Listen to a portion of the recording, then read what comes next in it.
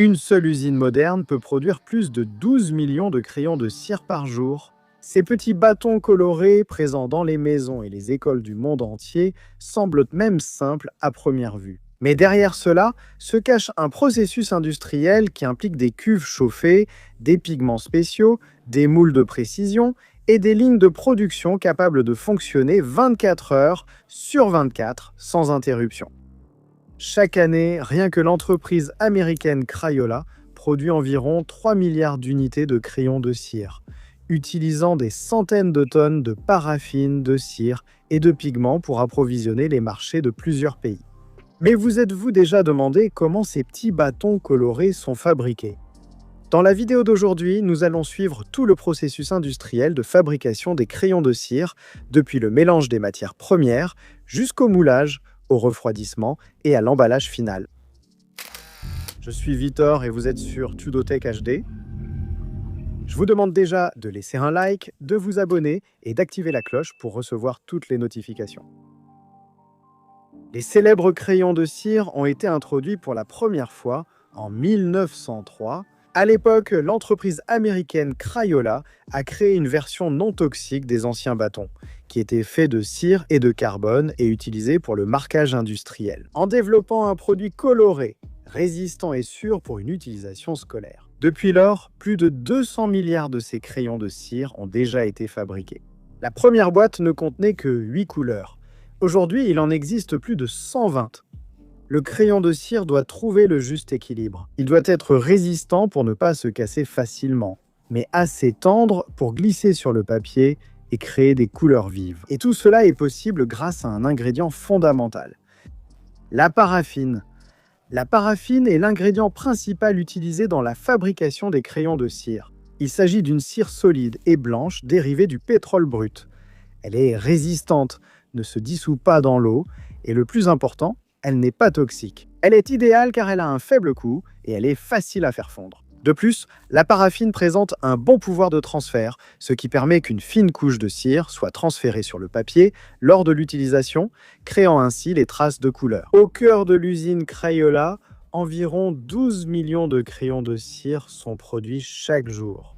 L'échelle est si grande que la paraffine utilisée arrive dans les usines principalement dans de grands wagons-citernes ferroviaires, spécialement conçus pour transporter des matériaux dérivés du pétrole. Comme la paraffine est solide à température ambiante, ces wagons sont généralement équipés de systèmes de chauffage à la vapeur pour faciliter le chargement de la cire. Des conduites de vapeur chauffent lentement l'intérieur du réservoir jusqu'à ce que la paraffine redevienne liquide et puisse être pompée vers les réservoirs de l'usine. À l'usine, la cire liquide est transférée dans d'énormes réservoirs de stockage pouvant contenir jusqu'à 45 000 kg avant de passer aux étapes de mélange et de moulage. Cette quantité suffit à fabriquer plus de 9 millions de crayons de cire.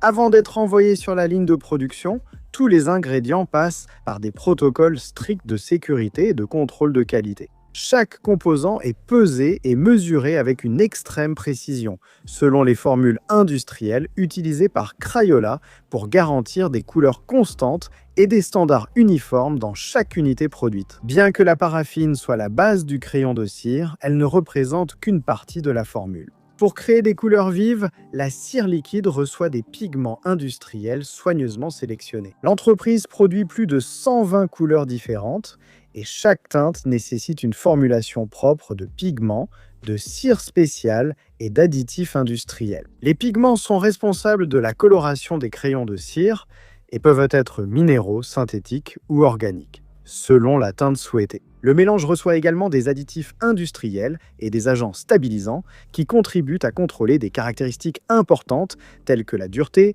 la résistance à la casse, la brillance et l'uniformité de la texture. Parmi ces composés se trouve l'acide stéarique, utilisé pour améliorer la finition de la cire et faciliter son démoulage lors de la fabrication. Certains additifs aident également à augmenter le transfert de la cire sur le papier, permettant des traits plus doux et des couleurs plus intenses lors de l'utilisation, même avec de petites modifications dans la proportion de ces ingrédients. De petites modifications dans la proportion de ces ingrédients peuvent complètement modifier l'apparence et les performances du produit final. Pour garantir que tous les ingrédients se mélangent de manière uniforme, la température est soigneusement augmentée, tandis que d'énormes agitateurs industriels maintiennent la cire en mouvement constant jusqu'à obtenir un mélange parfaitement homogène. Après avoir atteint la consistance idéale, le mélange passe à l'étape suivante, le moulage des crayons de cire. La cire colorée encore chaude est ensuite automatiquement envoyée vers un système rotatif de moulage en continu. Fonctionnant comme une sorte de carrousel industriel, cette machine tourne sans arrêt pendant que des centaines de moules métalliques de haute précision sont remplis avec la cire liquide. Chaque moule possède des dizaines de cavités, ce qui permet de produire continuellement des milliers d'unités lors de cycles automatisés. Alors que certaines sections de la machine reçoivent la cire liquide, d'autres passent par les étapes de refroidissement et d'extraction des unités déjà solidifiées.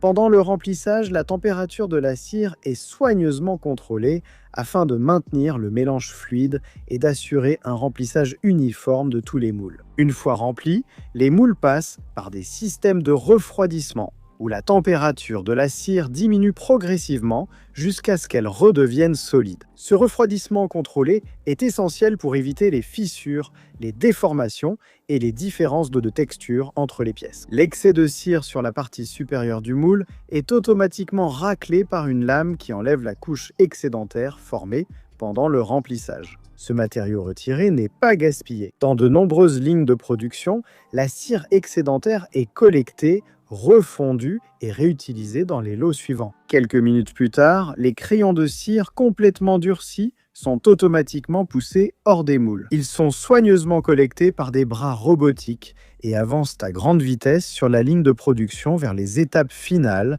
d'inspection, d'étiquetage et d'emballage. Avant d'être emballés, les crayons de cire passent par une étape automatisée d'inspection et de contrôle de qualité, qui identifie et retire les pièces présentant des fissures, des déformations ou d'autres défauts comme des bulles d'air. Les bâtonnets approuvés passent ensuite aux étapes finales d'étiquetage. À cette étape, des machines automatiques appliquent la traditionnelle enveloppe de papier autour de chaque unité à grande vitesse.